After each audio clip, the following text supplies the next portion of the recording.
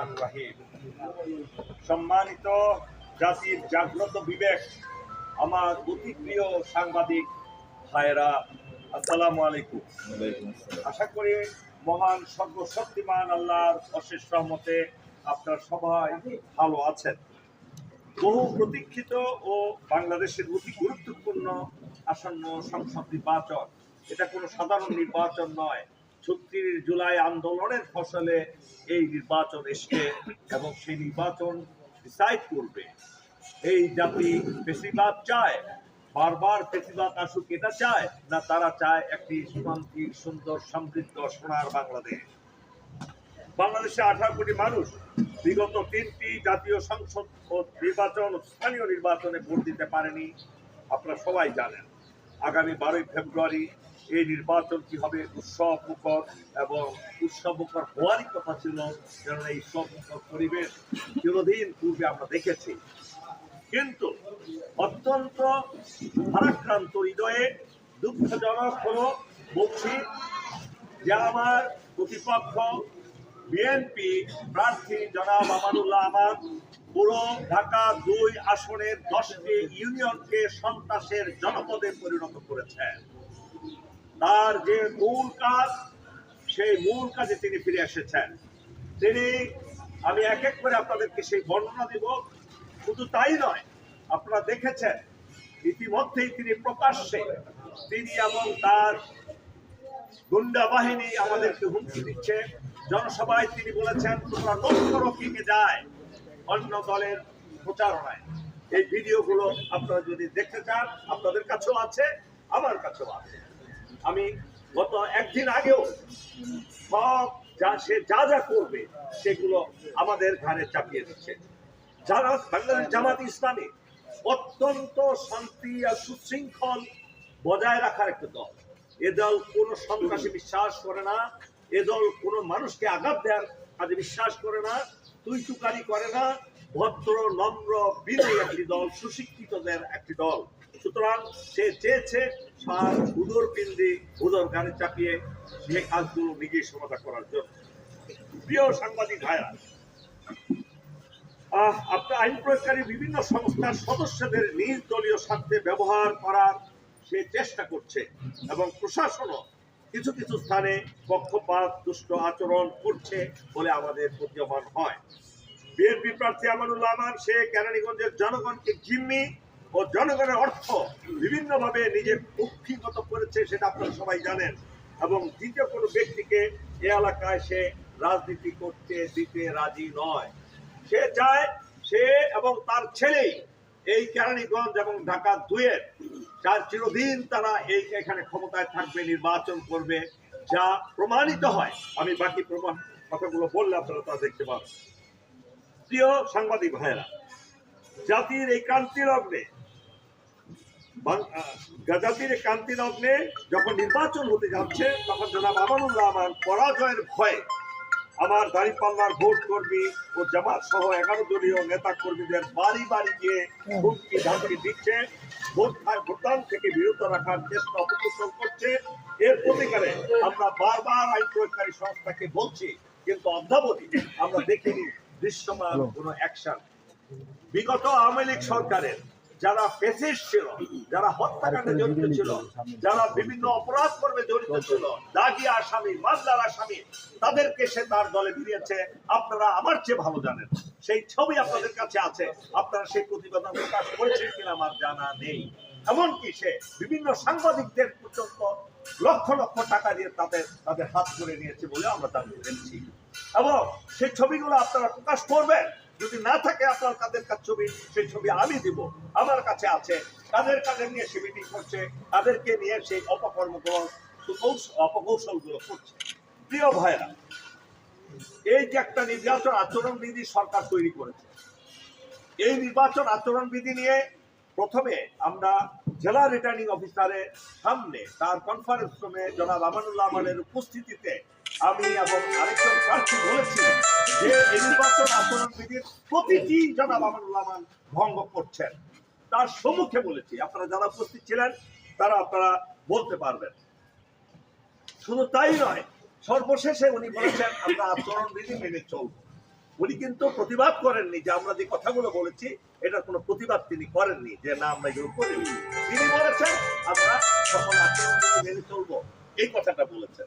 দ্বিতীয়বার আমাদের উপজেলা সদরে যখন উপজেলা নির্বাহী অফিসার আইন শৃঙ্খলার একটি আহ্বান করলেন আমাদের বৈঠকে, সেখানে আমি এবং জনাব হাফেজ মাওলানা জহিরুল ইসলামী একই কথা বলেছি যে উনি প্রতিনিয়ত আচরণবিধি লঙ্ঘন করে যাচ্ছেন। উনি শুনেছেন, ওনার ছেলে সর্বশেষ উত্তর দিলেন আমরা মেনে চলবো। কথাটা হলো এরকম, একজন চুরি করে ধরা পড়ার পরে তাকে বলা হলো চুরি করবি না, আর করবো না, আবার রাতে বেলা আবার বলা দেওয়া হয় বলবো, এই ধরনের আচরণ তো হতে পারে না। প্রশাসন কি অ্যাকশন নিল আমরা তো প্রমাণ সহ দিয়েছি, এক এক করে নাও আমি বলছি, আপনারা একটু মনোযোগ সহকারে শোনেন। প্রথমত, নির্বাচনকে প্রভাবিত করার জন্য ব্যাপক উদ্যোগ গ্রহণ করেছেন, বানচাল করার জন্য ব্যাপক উদ্যোগ তিনি নিয়েছেন এবং গতকাল রাতেও তিনি বিভিন্ন জায়গায় মিটিং করেছেন, সেটা আমরা জানি এবং দেখেছি। প্রকাশ্যে হুমকি দেওয়া হচ্ছে, সেই ভিডিও আমাদের কাছে আছে এবং তার দোসররা আমাদের এজেন্টদের বাড়িতে বাড়িতে গিয়ে হুমকি দিচ্ছে যাতে সে এজেন্ট না হয়, এটার প্রমাণ আমাদের কাছে আছে। নির্বাচন আচরণ বিধির সীমাহীন লঙ্ঘন, এটা কোনো সীমা পরিসীমা নাই। আমি এক এক করে তার বিষয়গুলো বলছি। বিপুল পরিমাণে অর্থ সে বিলাচ্ছে। আপনার প্রধান ছেলে মাদ্রাসা মসজিদে জিজ্ঞেস করেন, মন্দিরে জিজ্ঞেস করেন কি পরিমাণ টাকা দিচ্ছে। প্রত্যেকটা ইমাম মুয়াজ্জিনকে সে নিজে ডেকে নিয়ে পাঞ্জাবি, পায়জামা, টুপি, জায়নামাজ উপহার দিয়েছে, যেটা নির্লজ্জ একটা কাজ। প্রিজাইডিং অফিসার, পোলিং অফিসারদের নিয়েও অনেক জায়গায় মিটিং করেছে, সেই তথ্য আমাদের কাছে আছে। রঙিন পোস্টার যদি লাগিয়ে থাকে সেটা উঠে ফেলার কথা ছিল, এখনো সে রঙিন পোস্টার লাগাচ্ছে, সেই প্রমাণ আমার কাছে আছে। যদি দেখতে চান আমার গাড়িতে আমি রেখে দিয়েছি সেটা দেখানোর জন্য। আমাদের সকল ব্যানার ফেস্টুন সে ছিঁড়ে ফেলেছে।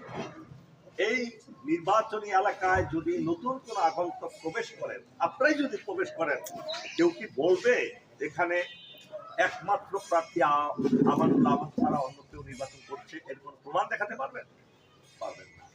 প্রত্যেকটা নির্বাচনী কেন্দ্রের চতুর্পাশে শত শত ব্যানার লাগিয়েছে, শত শত ফেস্টুন লাগিয়েছে, 20টা সর্বমোট 20টা রঙিন বিলবোর্ড লাগানোর কথা, আপনার গুনে দেখেন 40টা বেশি হবে। ঠিক আছে, লাগান, বলা হয়েছে যে একজনের পোস্টারের উপর আরেকজন কেউ লাগাতে পারবে না। সে তো আমাদের গুলো যাতে আমাদের উপরে না লাগাতে হয় সেগুলো আমাদের জন্য খুলে, আমাদের গুলো খুলে ঠিকতে লাগাচ্ছে। আপনারা এই প্রতিগত কি করেছেন আমার সাংবাদিক ভাইরা? আপনাদের কাছে প্রশ্ন, আপনার জাতির বিবেক, আমরা কি পোস্টার ছাপাই, আমরা কি বিলবোর্ড ফেস্টুন ছাপাইনি? ফেস্টুন আমরা এটা কি বলে ব্যানার কি আমরা তৈরি করিনি? 4500 ব্যানার আমরা লাগিয়েছি, এখন মনে হয় 4500 না 40টা ব্যানারের উপর কোথাও পাবে না। অথচ আমার সাহেবের ব্যানার আমি ছিঁড়িনি, আমার সাহেবের কোনো বিলবোর্ড কোনো কিছু আমরা আমার এলাকায় রয়েছে, আমরা সেই কাজে বিশ্বাসী না।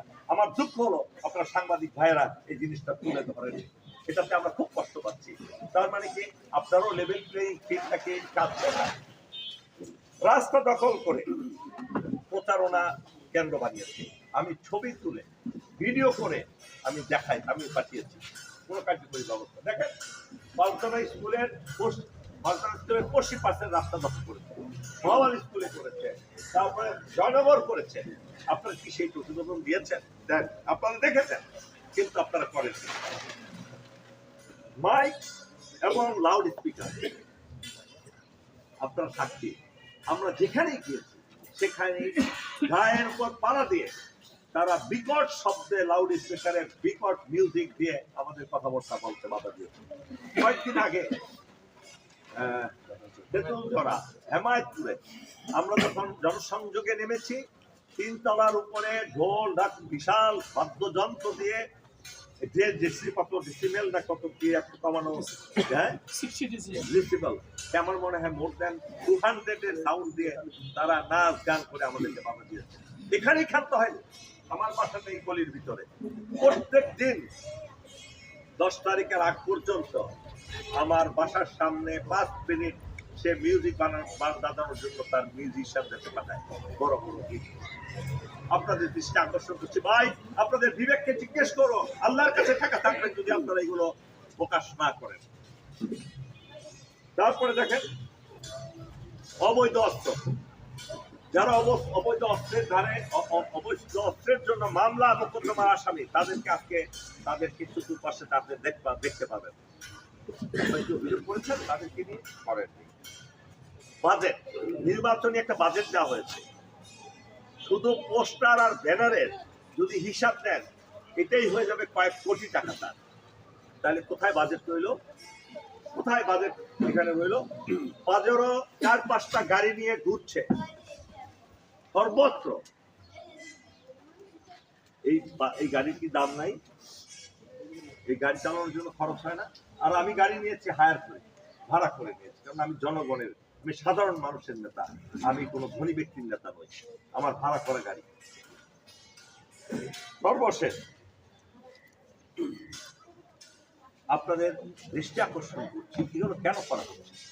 এটা হলো এই কারণে আপনারাও সেই প্রচেষ্টাকে ব্যর্থ হওয়ার সকল আলামত গুলো আপনারা প্রচার এবং প্রসার না করেন।